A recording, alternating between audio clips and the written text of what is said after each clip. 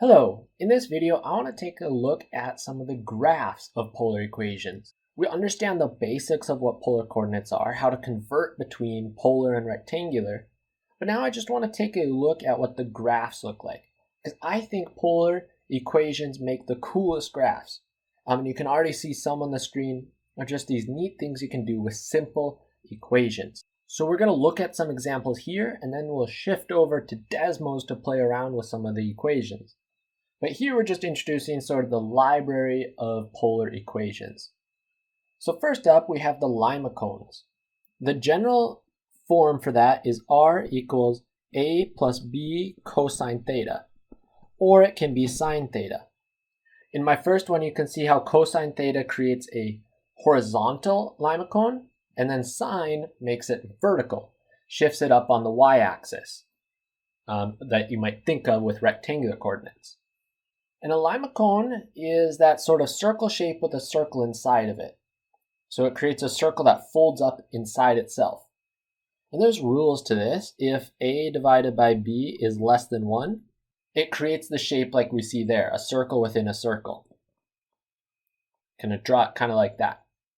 If a divided by b is greater than 2, then it creates what's called a convex Lima cone, where there's sort of a flat line at one side of it. It's when a divided by b equals 1, create a cardioid, which comes in and out, kind of like that, a sort of dimpled upside down heart.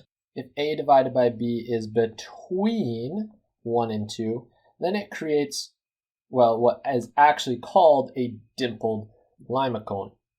The difference between these two here is the cardioid. If you're looking at the origin there,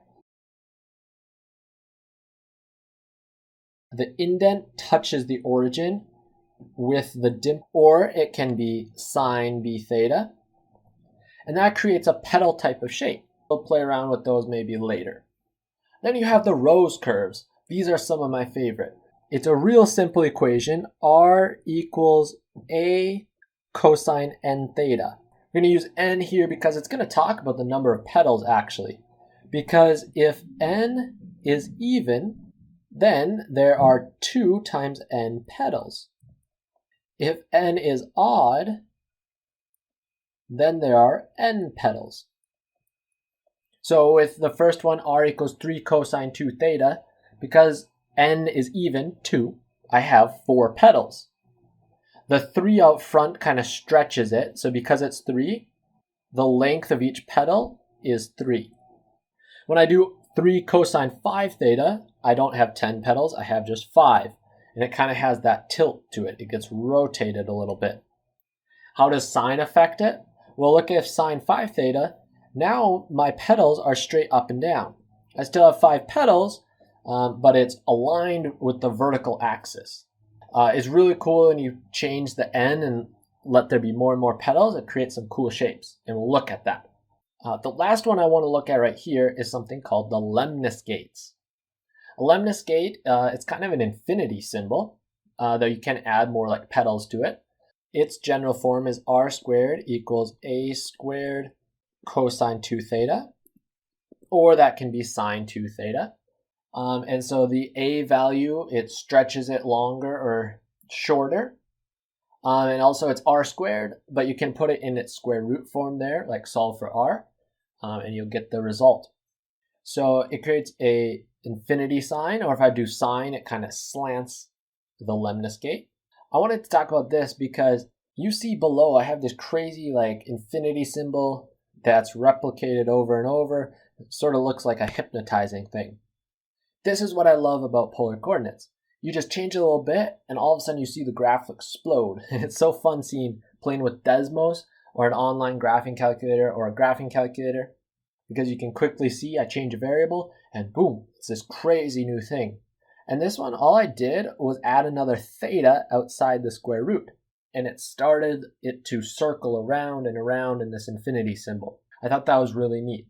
And that brings me to what I want to do next, is transfer over to Desmos, and let's play around with some of these equations.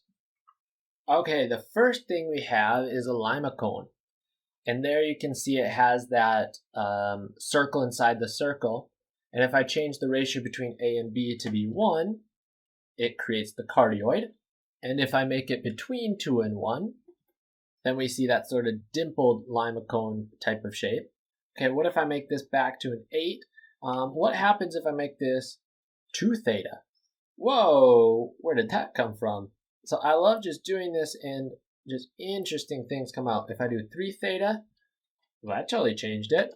4 theta, 5 theta, and you can kind of see a pattern maybe coming as I change the thetas. What if I switch over to our rose curves? So 3 cosine 2 theta. As I said, this number up front stretches it. So if I make it a 5, now it reaches out to the 5. If I change this to 3, 4, you can see how the petals change. If it's odd, it has that many petals. If it's even, it has 2 times 6 petals. If I add a whole bunch of petals, you start seeing that really cool shape right there. And then you can have fun here. What if I put A and I have a slider here instead? And now I'm just letting A slide between those. You can real quickly see some of the real cool shapes. And notice what's happening when it's a decimal value. If it's a whole number, it behaves as we were talking about, like for how many petals. But as soon as it's a decimal, kind of crazy things happen. Like, wow, look at that. That is cool. And if I change it to sine theta, okay, similar things happen with our number of petals. 2 theta, 3 theta, 5 theta, 6, it's 2 times 6. But then let me change this into a slider. And you've got these things happening. Kind of same thing as cosine. But what if I turn both of them on? Ooh, now it's looking kind of cool. Let's make these the same size. So make that to be a 3. Slide that and kind of create these patterns on top of each other. Just kind of neat, I think, kind of neat. And if I change this to be an A as well, now when I do the slider, it'll change both of them at the same time. Okay, some of the cool things I see with polar equations. Let's move on to our lemniscate right here. If I change this to 4 theta, we kind of get a sort of rose curve there. And if I change the 8, that's just going to stretch it.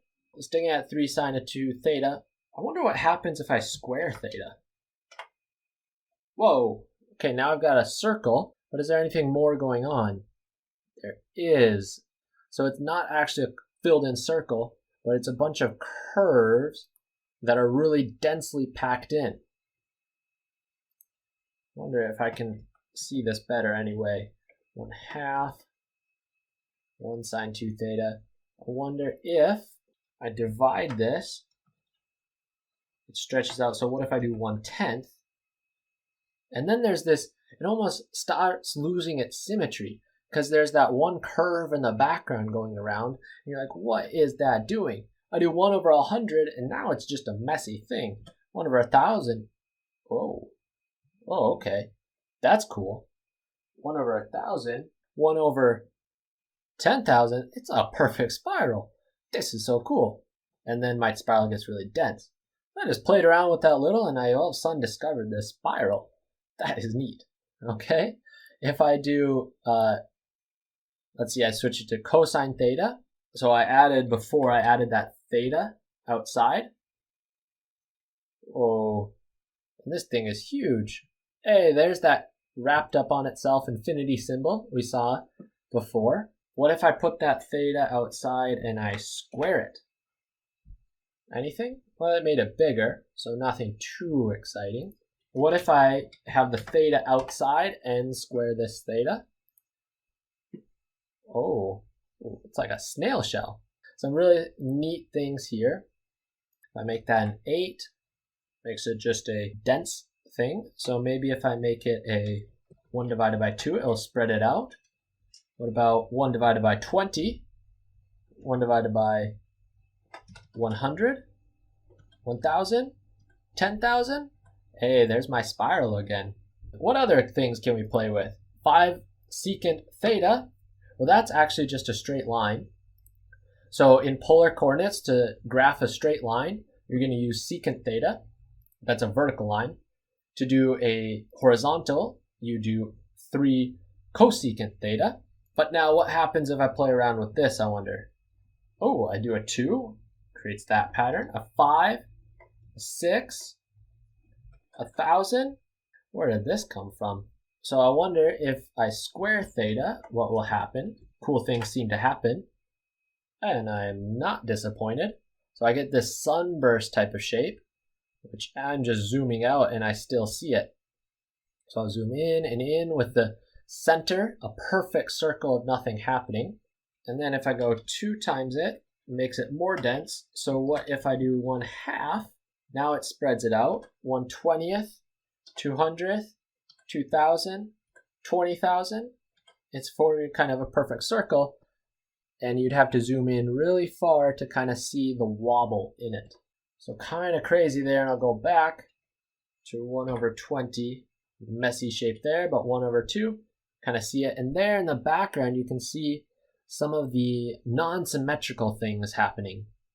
So that's what happens if I square that. What if I go to 3 cosecant theta? Let's make that 20 times it. Create that shape. That's pretty cool. And then the last one I want to look at is our cosine theta. And that creates a circle. So a circle in polar coordinates is just cosine theta, though a circle not at the origin, because I can do sine theta as well, and that does a circle vertically. And then if I play around with that, 2 theta, well, that's just my rose curves, and we've seen that. What about sine theta squared? That creates a densely packed thing. And we could play around with this in a similar way, maybe 1 divided by 10. So it's creating some of the same things there. So I just love playing around with polar coordinates. And some of these things I just did, I actually hadn't seen before. This was my first time seeing it as I play around with it. And so I hope you guys can have fun playing around with this. Try some out yourself. See what cool things you can create.